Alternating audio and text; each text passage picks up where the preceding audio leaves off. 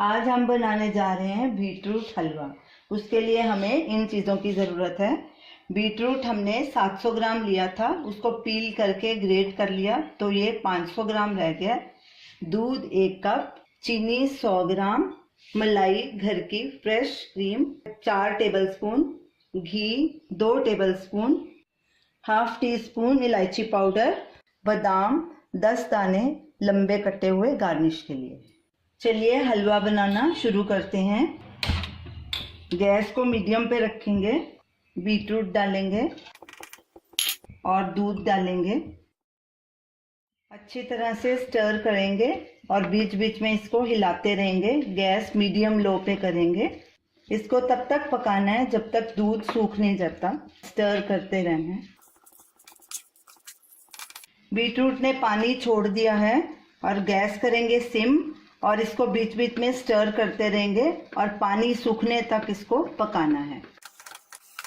इसको पकाते आधा घंटा हो गया है, पानी भी तकरीबन सूख गया है। अब इसमें हम चीनी डालेंगे और इलायची पाउडर डालेंगे और अच्छे से स्टर करेंगे और गैस को मीडियम पे करेंगे और इसको भी पानी सूखने तक पकाना है। बीटरूट भी हमारे तकरीबन गल गए हैं। हलवे का पानी तकरीबन सूख गया है। अब इसमें मलाई डालेंगे, अच्छे से मिक्स करेंगे। इसको 2 मिनट तक पकाएंगे। गैस मीडियम पे ही रखनी है। हलवे का पानी सूख गया है। अब घी डालकर भूनेंगे और इसको तब तक भूनेंगे जब तक हलवा घी नहीं छोड़ देता। कड़छी लगातार चलानी है ताकि नीचे नहीं लगे। गैस को मीडियम पर ही रखना है।